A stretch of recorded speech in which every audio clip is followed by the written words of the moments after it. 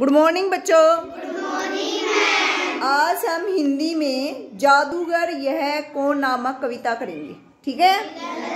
तैयार हो सुनाने के लिए? Yes ma'am. करो शुरू।